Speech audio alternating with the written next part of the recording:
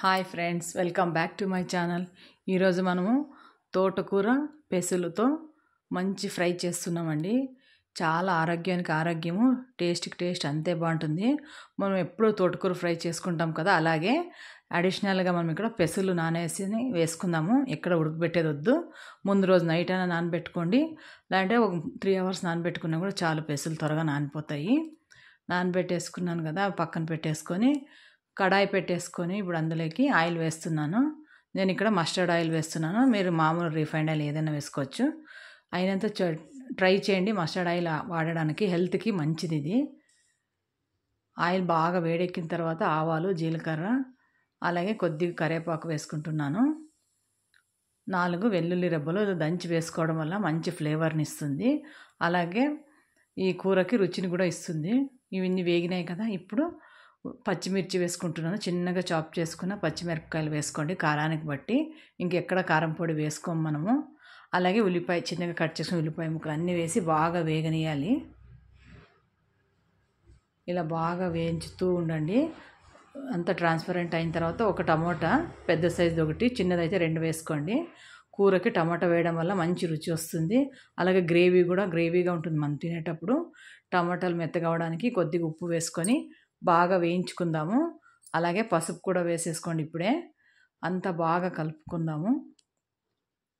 కలుపుకొని ఒక 2 నిమిషాలు వదిలిపెడితే అలాగే బాగా మగ్గిపోతాయి.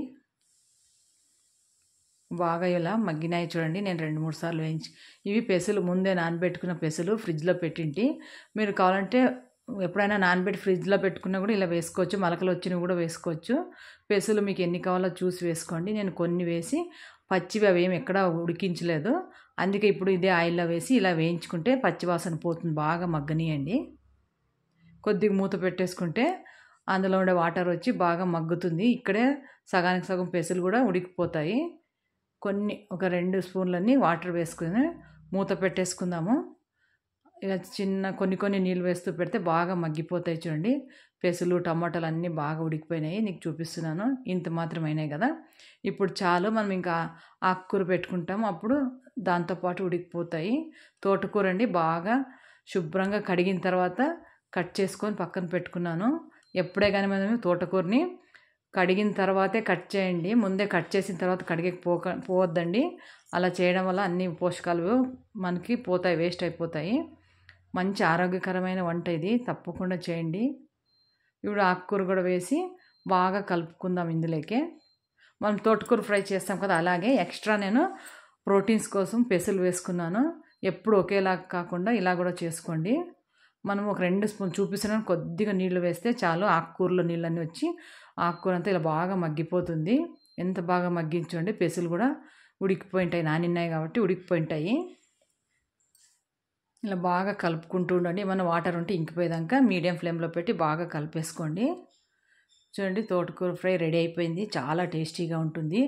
అలాగే మనకి కాబట్టి మన బాడీకి కాబట్టినంత ఆకుకూరలో దొరుకుతాయండి. అలాగే పప్పులో కూడా మనకు ప్రోటీన్స్ బాగా దొరుకుతాయి. మీరు పెసులు ప్లేస్లో ఉలవలు వేసుకోవచ్చు, ఏవైనా వేసుకోవచ్చు, గింజలు మీకు నచ్చింది. ఇది జొన్న రొట్టికి కానీ చపాతీకి అంతా మంచి డిష్ అండి. తప్పకుండా ట్రై చేసి ఎలా వచ్చిందో నా కామెంట్ సెక్షన్లో కామెంట్ చేయడం మర్చిపోకండి. అలాగే సబ్స్క్రైబ్ చేసుకోకుండా చాలా జనం చూస్తున్నారు. ప్లీజ్ సబ్స్క్రైబ్ చేసుకోండి నా ఛానల్ని. మీకు నచ్చినట్లయితే అలాగే ఒక లైక్ చేయండి. Thanks for watching.